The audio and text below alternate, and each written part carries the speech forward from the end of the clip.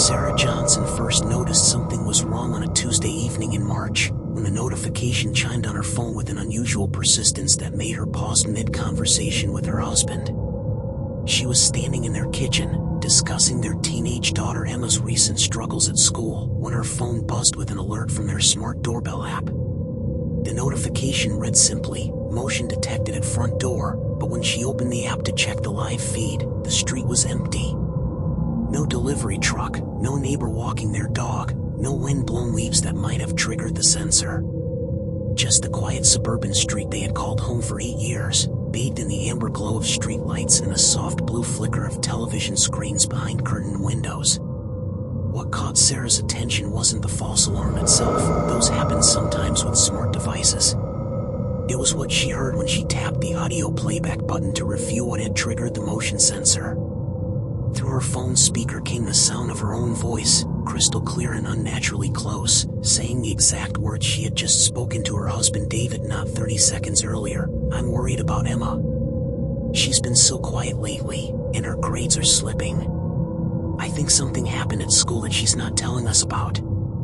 The audio quality was so perfect, so intimate, that for a moment Sarah felt disoriented, as if she were listening to a recording made by someone standing right beside her in the kitchen.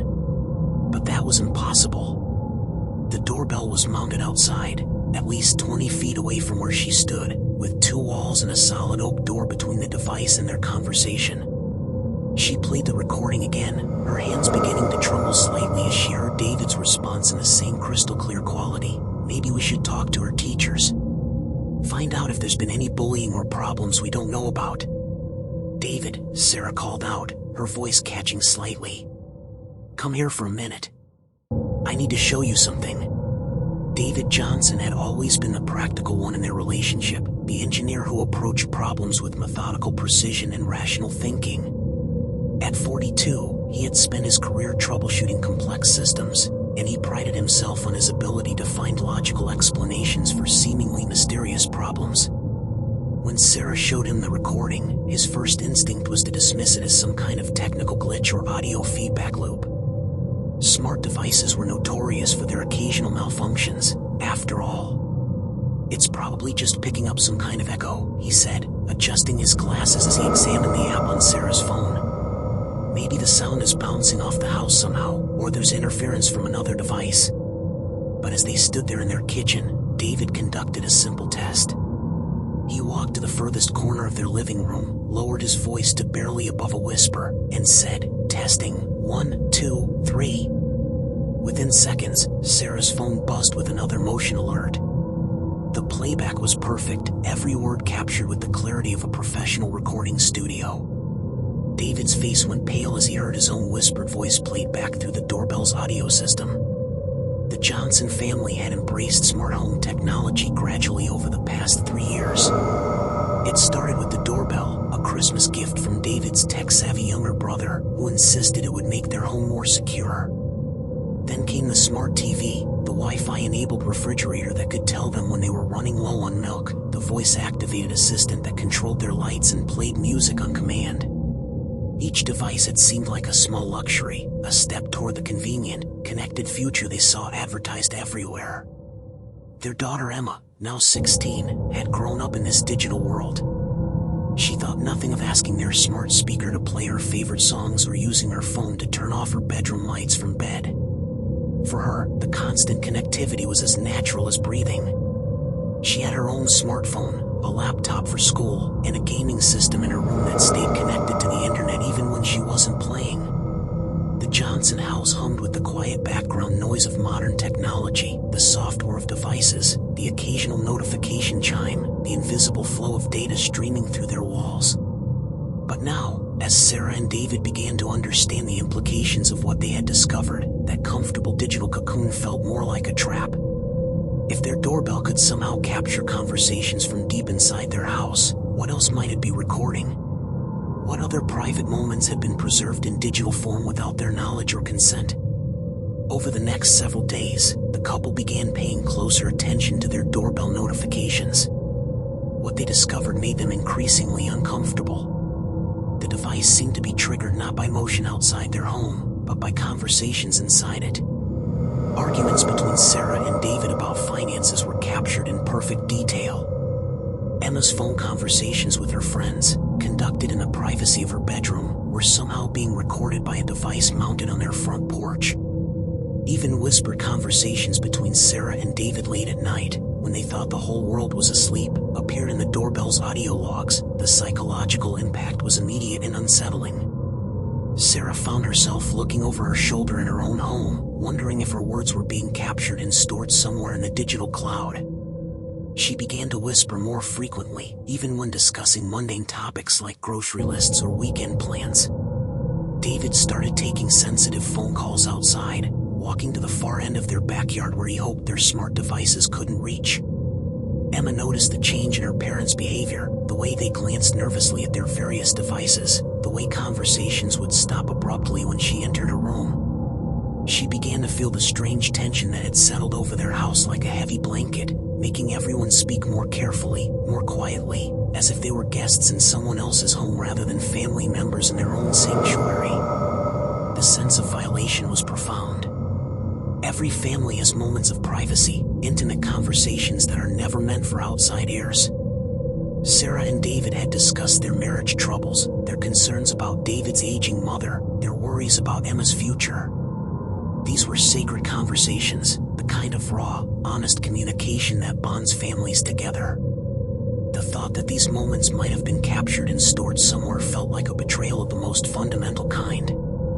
After a week of growing anxiety, David decided to contact the doorbell manufacturer directly. The customer service representative he spoke with was polite but skeptical. According to the company's technical specifications, the device simply couldn't pick up audio from inside a house. The microphone wasn't powerful enough, and the positioning made it physically impossible. The representative suggested that David might be experiencing some kind of interference from other electronic devices, or perhaps there was a problem with his home's Wi-Fi network that was causing audio to be mislabeled or mixed up with other recordings. "Sir, I understand your concerns," the representative said, "but what you're describing is technically impossible with our hardware. The microphone in our doorbell has a range of maybe 10 feet, and it's designed to filter out background noise. There's no way it could pick up conversations from inside your house, especially not with the clarity you're describing." But David knew what he had heard. The recordings were too clear, too perfect to be explained away as technical glitches or interference. Something was very wrong, and the manufacturer's dismissive response only deepened his sense of unease. That night, he made a decision that would change everything. He contacted a cybersecurity firm that specialized in smart home devices, a company he had found through an online search for smart doorbell security issues. The cybersecurity analyst who came to their house was a young woman named Maria Santos, whose expertise in digital forensics had made her something of a legend in her field.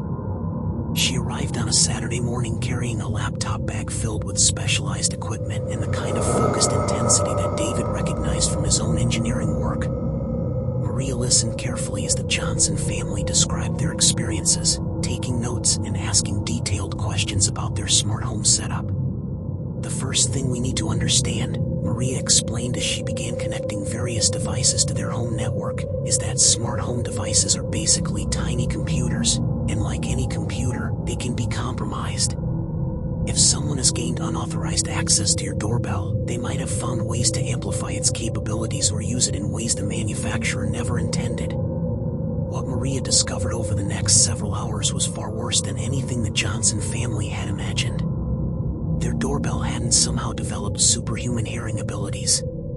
Instead, it had been compromised as part of a sophisticated network intrusion that had infected virtually every connected device in their home. The hacker hadn't just gained access to their doorbell, they had turned their entire house into a comprehensive surveillance system. The smart TV in their living room had been modified to activate its built-in microphone even when the television was turned off. The voice-activated assistant in their kitchen was recording conversations continuously, far beyond its normal wake word activation. Even their Wi-Fi-enabled refrigerator, which seemed like the most innocent of their smart appliances, had been compromised and was serving as a relay point for data transmission. "This is one of the most comprehensive smart home breaches I've ever seen," Maria told them, her voice heavy with professional concern. Whoever did this knew exactly what they were doing.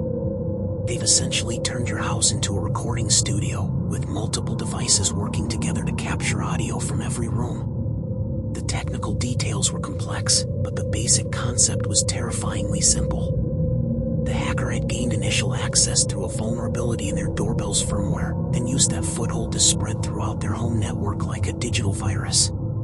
Each compromised device became a listening post, and the network of infected devices worked together to create a comprehensive audio surveillance system that could capture conversations with remarkable clarity and precision. But the true horror was still to come. As Maria dug deeper into the digital forensics, she discovered that the invasion of the Johnson family's privacy wasn't just a random act of digital voyeurism.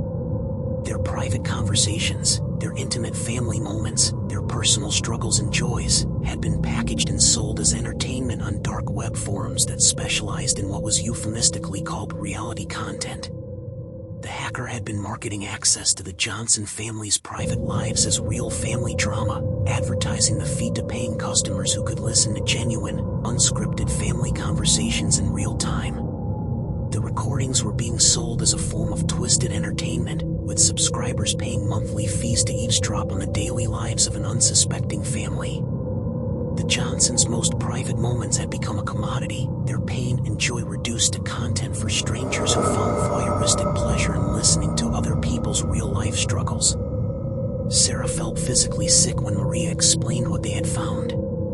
The thought that strangers had been listening to her conversations with Emma about teenage problems, that anonymous people had heard her and David discussing their marriage difficulties, that their most vulnerable moments had been turned into entertainment for faceless subscribers, was overwhelming.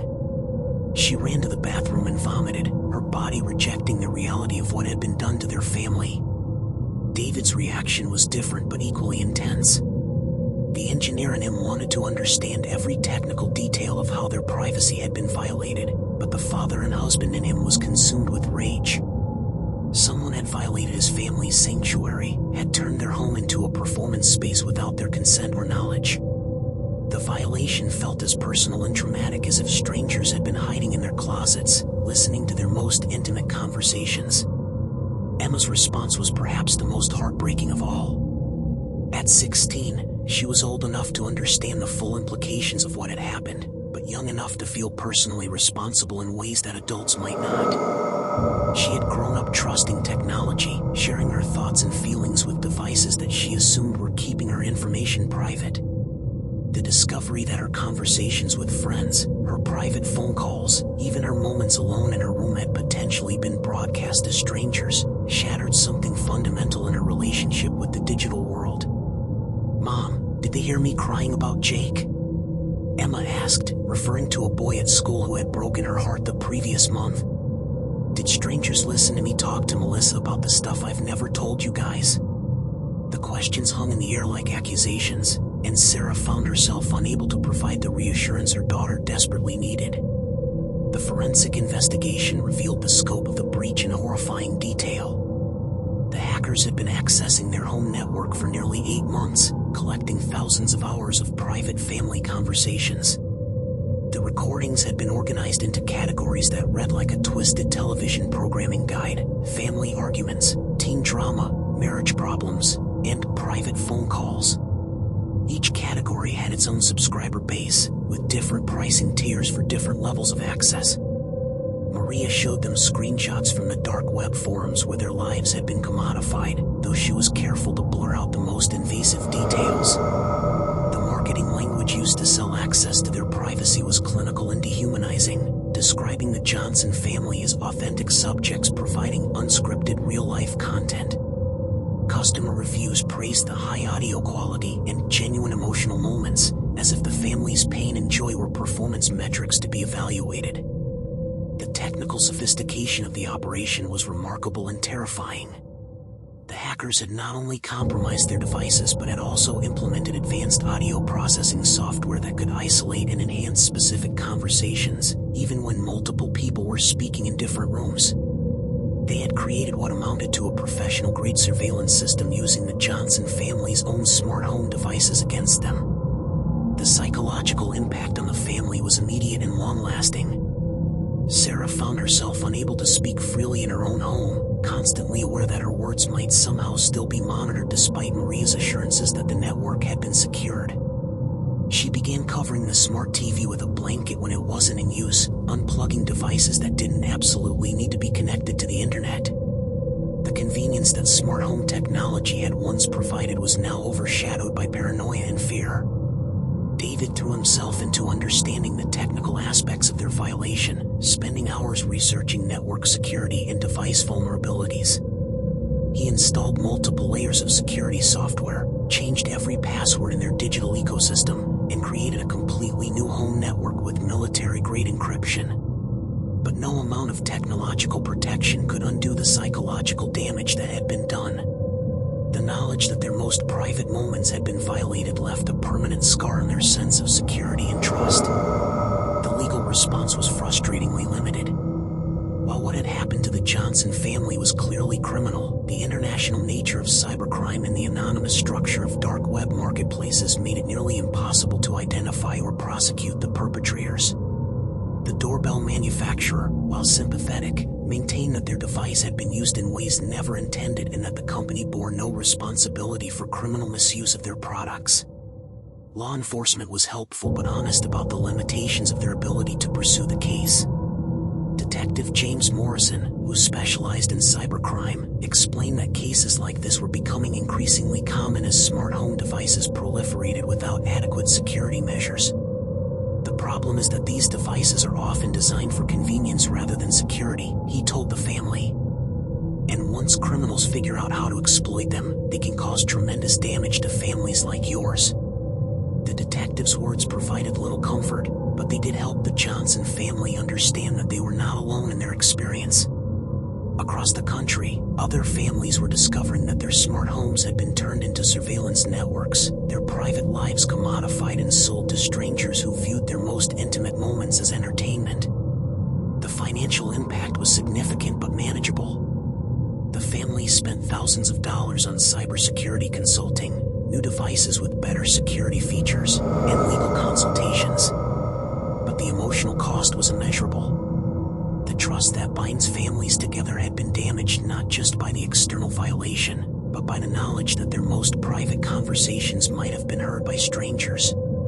Every argument, every moment of tenderness, every family crisis had potentially been broadcast to an audience they never knew existed. Emma struggled the most with the aftermath. The teenage years are naturally a time of intense privacy needs, and the discovery that her most personal moments might have been overheard by strangers created a trauma that would take years to fully process. She began sleeping with her phone in another room, avoiding conversations about personal topics even with her closest friends. The digital native who had grown up surrounded by connected devices now viewed technology with suspicion and fear. The family eventually decided to move to a new house, though they recognized that geography couldn't solve the fundamental problem of digital privacy in the modern world. Their new home had minimal smart technology, just the basics needed for modern life, each device carefully researched and secured. But the psychological scars remained. Sarah still found herself whispering in her own home sometimes, and David continued to take sensitive phone calls outside, habits formed during those terrifying weeks when they realized their privacy had been completely compromised. The case became part of Maria Santos's professional presentations on smart home security, though she was always careful to protect the Johnson family's identity. She used their experience to illustrate the very real dangers that existed in the rapidly expanding world of connected home devices, dangers that most consumers never considered when they brought these devices into their most private spaces. The Johnson family did everything right, Maria would tell her audiences. They bought devices from reputable companies, they used strong passwords, they kept their software updated. But the criminals who targeted them were sophisticated enough to exploit vulnerabilities that the average consumer couldn't possibly protect against. This case shows us that privacy in the digital age requires more than individual vigilance. It requires systemic changes in how these devices are designed and regulated. The story of the Johnson family's ordeal eventually found its way into congressional hearings on smart device security, though the family members themselves remained anonymous. Their experience became part of a growing body of evidence that the rapid proliferation of smart home technology was outpacing the development of adequate security and privacy protections. Years later, Sarah Johnson would still sometimes catch herself lowering her voice when discussing personal topics, even in their new home with its minimal smart technology. The violation of their privacy had changed something fundamental about how the family related to the digital world around them. They had learned a terrible lesson about the hidden costs of convenience, about the ways that the promise of a connected home could become a nightmare of surveillance and violation. Emma, now in college, majors in cybersecurity, driven by her family's experience to understand and combat the kinds of digital violations that had traumatized her teenage years. She speaks occasionally at high schools about smart device safety, though she still doesn't share the full details of what happened to her family. The emotional scars remain, but they have been transformed into purpose and advocacy. David continued his engineering work but became an expert in home network security, consulting with other families who had experienced similar violations. He found that helping others protect their digital privacy provided some measure of healing from his own family's trauma. Each successfully secured home network felt like a small victory against the forces that had violated his family's sanctuary. The dark web forums where the Johnson family's private conversations were sold eventually disappeared, shut down by law enforcement, or simply moved to new locations in the endless game of digital cat and mouse. But the recordings themselves, once digitized and distributed, could never be completely erased. Somewhere in the vast digital universe, fragments of the Johnson family's most private moments continue to exist, a permanent reminder of how completely privacy can be lost in the modern world. The smart doorbell that started it all sits in an evidence locker somewhere, a piece of technology that looks innocent and helpful but that served as the gateway for one of the most comprehensive violations of family privacy ever documented. It stands as a symbol of the hidden dangers that lurk within the conveniences of modern life, a reminder that the price of connection might sometimes be the loss of the very thing that makes a house a home, the certainty that some moments, some conversations, some expressions of love and pain and joy remain private and sacred. The Johnson family's story continues to serve as a warning about the unintended consequences of smart home technology. Their experience illustrates how quickly convenience can become catastrophe, how devices designed to make life easier can be turned into instruments of violation and exploitation. Most importantly, their story reminds us that behind every cybercrime statistic is a real family whose sense of safety and privacy has been shattered by the actions of criminals who view other people's most intimate moments as nothing more than content to be packaged and sold.